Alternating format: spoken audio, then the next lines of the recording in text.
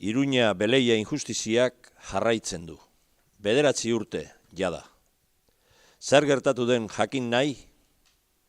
Eliseo Gil eta Idoia Filoi, arkeologoen lurmen taldeak erromatar garaiko 200 grafito aurkitu zituen Iruña Beleian. Latinezko eta euskerazko berbekin eta marrazki berezi askorekin. 3 urtez, unibertsitateko 4 irakaslek ontzat eman zituzten, baina bat-batean horietako batil, Enrique Kenner, eta beste 3 ia batera iritziz aldatu eta faltsuak zirela esaten hasi ziren. Arabako aldundiak gaia argitzeko 3 bide zientifiko zituen. Grafitoak, Europako prestigioko laborategietan datatu, indusketa kontrolatu bat edo lan arkeologikoak auditatu, baina ez zuen horietako bat ere egin nahi izan. Eliseo Gil akusatuak berak 100 grafito datatzea eta katak egitea eskatu zituen hasieratik, baina ez zioten kasurik egin. Epaitegiak egin zuen gauza bakarra, Instituto de Patrimonio Cultural Espainolek erosi berria zuen mikroskopio batekin analitika batzuk egitea izan zen. Emaitza barregarria izan zen. Grafitoak faltsuak omen ziren. Azaletan metal modernoak zeudelako, ez testuen azpian. Metal horiek grafito guztietan egoten dira, idazkunak gaur egungo alambrezko eskuilez, zepilloz garbitzen direlako. Munduko arkeologorik famatuenak Edward Harrisek Gasteizera etorri, Eliseoren taldeko lana aztertu eta indusketak ondo eginda zeudela esan zuen. Harritu zen, datazioak ez da auditoria ez egiteagatik eta grafitoak epaitegian ez egoteagatik. Hori kasua artxibatzeko arrazoia delako.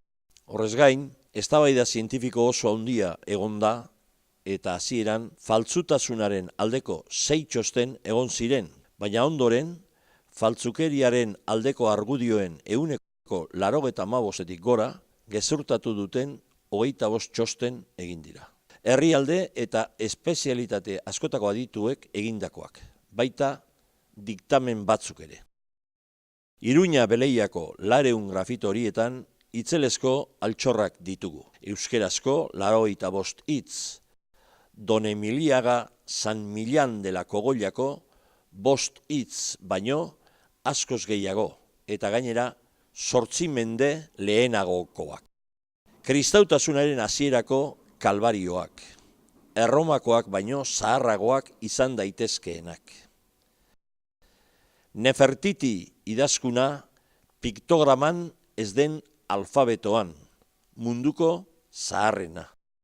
Euskerazko gure aita, gaztelerazkoak baino zaharragoa den grafito bat, latinezkoaren garaikoa.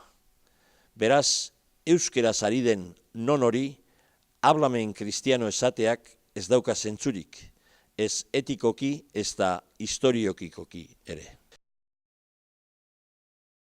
Jesusen azken afariaren marrazkirik zaharrena izan daitekeena. Apostoluetako bat, Maria Magdalena izan daiteke.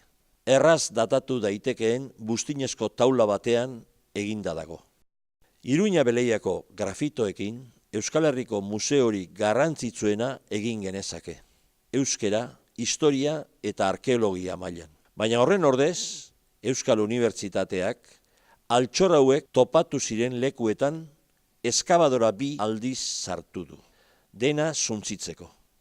Araba aldundi, alderdi politiko eta edabide gehienon bedeinkazioaz. Euskal Herriaren aurkako eraso honen atzean interes pilo bat dago. Euskal filologian gehien agintzen duten 2 irakaslek ez dira Mitxelenaren lanak eguneratzeko gai izan. Nahiago izan dute faltsutasuna defendatu haien maila baxua aitortzeka baino. Grafitoekin gauza batzuk aldatu behar direlako eta gainerako irakasleek mutu, beldurragatik, korporatibismoagatik edo berdin zaigu zergatik. Lorena López de la Calle eta bere gainean dagoen Rafael Larreina biak Opuseko kideak. Lorenak Arabako kultura diputatua zela Eliseo Gil kanporatu eta epaitegira bidali zuen. Izan ere, opusari ezaio bat ere gustatu kristautasunaz kontatzen digutena. Iruña Beleian, Altamiran gertatu zena errepikatzen ari da. Elizagatik eta arkeologo frantsesen inbidiagatik, bertako margo zoragarriak faltsutzat hartu zirelako. Eta margoak topatu zituen Marcelino Sanz de Sautolaren bizitza, kalbario bihurtu zutelako 17 urtez lasterregi hiltzen arte. Bestetik, Euskalduntze berantiarraren teoria faltsua dela frogatzen du. Iruña Beleiako grafitoak babes ditzagun eta lur mentaldeko arkeologoentzat justizia eskatzen dugu.